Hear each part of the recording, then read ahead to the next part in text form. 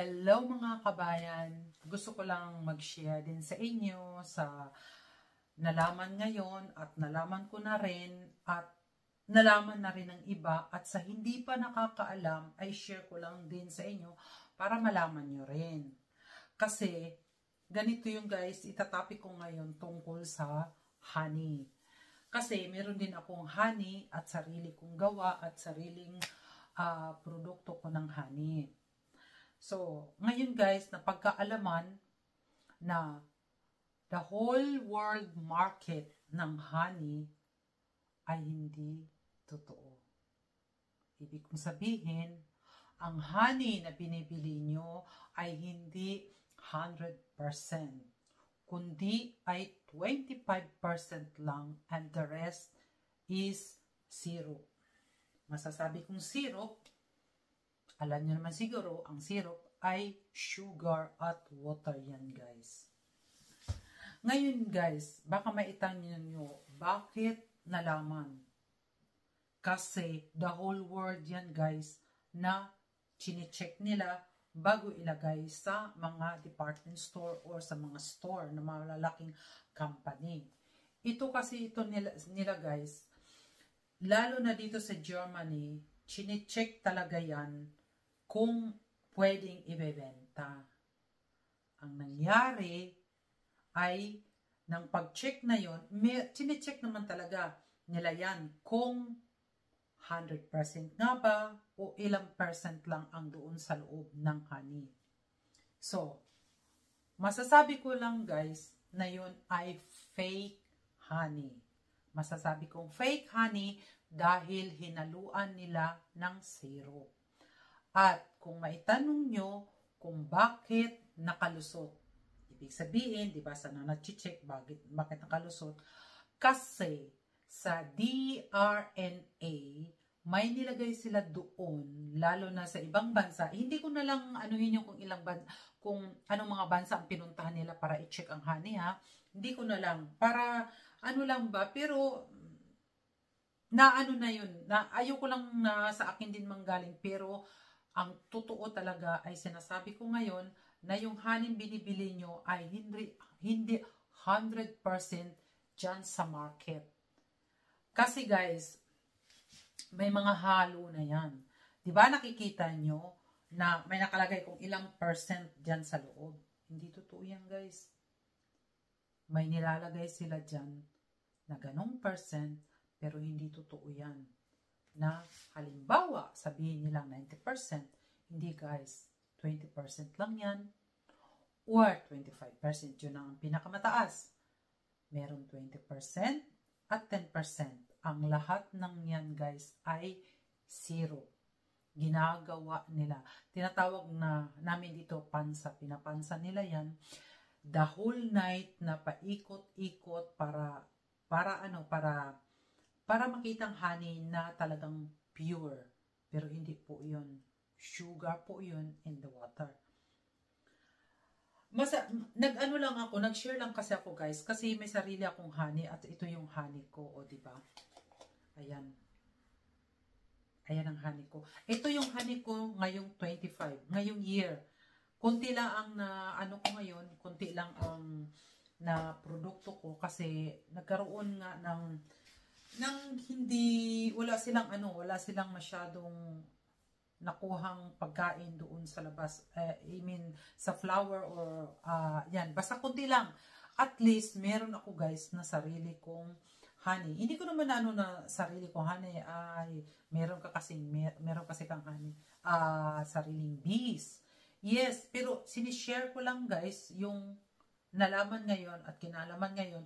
Kasi, mega love shoutout, meron akong may channel din na pinakita talaga sa akin. Shoutout yan. Hindi ko na sabihin ang channel mo dahil friend tayo pero hindi ko hindi ko kasi sure na sabihin ko sa nakalimutan ko sabihin sa'yo at nag-umpisa na kasi akong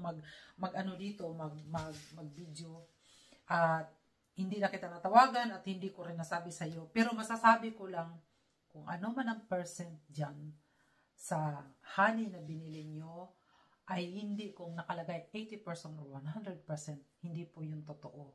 Dahil napagkaalaman na ngayon, merong inikot sa ibang bansa. 3-4 na atang bansa ang pinuntahan. Hindi ko lang sabihin kung anong bansa dahil mahirap na, hindi ko rin kung baka mag-mention ako ng bansa na yun. Pero ang bansa namin dito ay inanuhan na talaga, chinek up din. Chinek na ang honey ay hindi totoong pure honey. 20%, 25% ang mataas. The rest ay talagang syrup na yan. Guys, parang rin kasi kami kasi may club kami ng honey. Nasa group kami, nasa honey, yung kami, yung grupo namin or clubs ng honey na kami gumagawa. Doon ako nag-aral at doon ko nagtatanong kung ano ang dapat, kung ano ang ginagawa, kung papaano. Kasi akala lang natin, yung mga nakikita natin sa ibang bansa na kinukuha lang nila o okay lang yun, guys. Totoo yun. Pero pag nilagay na nila sa world market yan, guys, ay halo na yan. May halo. May halo na yan. Na pag na talaga, chinek na talaga yan. Kaya, nag-share lang din ako kasi sabi ko, bakit? Kasi ganito yun. Magastos. Ang base ko, magastos. Kasi in winter time, lalagyan namin siya ng pagkain. Okay lang yun, kasi pagkain nila yun. Para hindi sila mamatay habang doon sila. Kasi hindi naman sila makakalipad sa labas para makuha ng kanilang pagkain. So, siyempre, binibigyan namin ng pagkain nilang syrup. Yun, okay lang yun. Kasi pagkain nila yun, syrup. Pero, yung na-harvest na nila, tapos dadagdagan nila ng syrup doon sa honey na kuha nila para maging honey. Dahil hindi nila ma-detect ang amoy at saka yung panglasa, hindi nila ma-detect kasi may nilalagyan. Yung sa atin guys, sa mga tao, di ba may DNA tayo? Ay sa DRNA naman, dito sa pag-check ng honey, may nilagay, yung malaking mga kampanya, may nilagay sila na halimbawa, masasabi natin bitsin kung ano man nilagay doon para hindi ma-detect ng pinacheck yan para maka-move doon sa ibang bansa na ibibenta. Kasi nagtataka rin kasi kami. Ang mahal-mahal ng mga gamit at saka kung ano-ano ang may time nga rin, ayusin mo rin ang time at tingnan mo talaga at lahat gamit. Tapos binibenta lang nila ng mura. So, syempre, hindi naman sila, syempre, lugi talaga kami. Pero ako, hindi ako nagbibinta. Para sa akin, yung sa aking mga honey ay para muna sa akin. Kasi last year, meron pa akong konti. At ngayong year, kasi ang ginagamit ko guys sa kape ko at kung anong inaano ko, ay hindi ako gumagamit ng sugar kundi honey. At kinakain ko pa yan. So, ang inaanuhan ko lang guys, nagtatanungan kami, paano nila nabibenta? Halimbawa, gusto ko talaga magsabi kasi malapit lang din sa amin yung isang bansa na yun eh. Paano nila nabibenta yung 1 kilo, 1 euro lang? Kaya, ang sabi kasi, marami din silang naani, marami kailangan dong i-move, i-post nila para daw, kasi nag-aani talaga sila ng malalaki, ng marami. Hindi totoo yun guys, nag-aani nga sila pero hinahaluan nila ng syrup. Mabuti na lang at napagkaalaman ngayon. Nasa news na ngayon. Siguro lang, i-share ko lang to guys sa mga hindi nakakaalam. At sa mga baka, basta gusto ko lang din i-share sa hindi pa nakaalam at kung hindi nyo pa narinig yan. Kaya, masasabi ko, kaya ngayong year, konti lang naman din ang naani ko sa aking honey, aking bees, aking honey. Sabi ko, hindi ko naman talaga ibibenta ngayon hanggat hindi ko pa makadami kasi kailangan ko rin ito eh. Halimbawa, kung umuwi ako ng Pinas, nagdadala din ako nito. So, ganun guys. Iaano ko lang sa inyo, yung mga haning ginagalon-galon yung bili at mura lang o mahal man, hindi totoo yan na 100% or 90%. Kahit isulat pa nila yan dyan. Kaya, sa Österreich, oh ayan, may nasabi ako ha, may nasabi akong isang bansa, malapit lang kasi dito sa Österreich, pinag-alis na nila sa kanilang tindahan or sa store nila or sa malalaking grocery, tinanggal na nila yon. Ang kinukuha lang nila guys, yung galing sa maliliit na farmers ng honey. Dahil sure sila na walang halo. Tulad ko, wala din tong halo kasi sarili at hindi ko to binebenta sa ngayon. Pag okay na ang siguro kung marami na akong ito lang ang honey ko, 1, 2, 3, 4, 5, 6, 7, 8. Yun lang.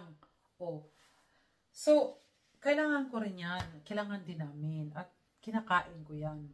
Hindi ko naman lahat makakain, pero mas mabuti yan na meron akong reserba.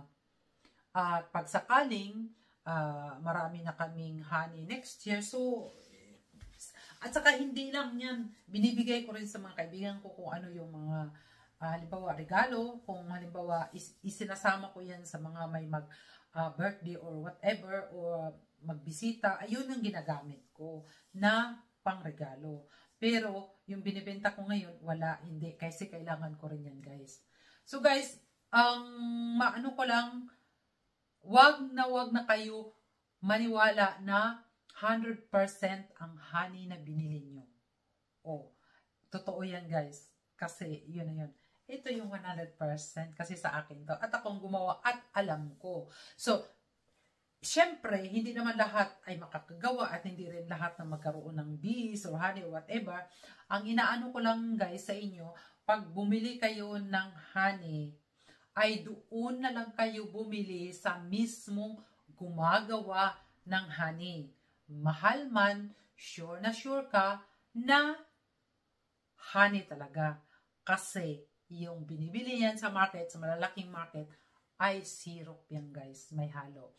Honey nga yan. Pero may halo, 20% lang ang makukuha mo dyan. Meron din 10% kasi mura-mura. 10% guys. Pero ang masasabi ko lang, 25% lang ang honey dyan. Hindi 80% o 90% o 100%. Hindi totoo yan. Fake honey po yan. Ayan. Klarong-klaro. Fake honey po yan. So, guys, yun lang. Share ko lang sa inyo ang napag-alaman ngayon at nalaman ko rin at gusto ko lang i-share din sa inyo. So, paulit-ulit ko yan, guys, para naman hindi kayo magtataka bakit sinabi ko yan. Dahil sinabi na ng lahat na ayan na yung resulta. Hindi 25%. Ayan. May 10% din yan, guys. May syrup yan. So, kaya natutuwa rin ako guys sa aking honey. Ito, 2025 yan na. Kasi, napagkaalaman na nga na hindi nga yun totoo. Fake. Yan lang guys.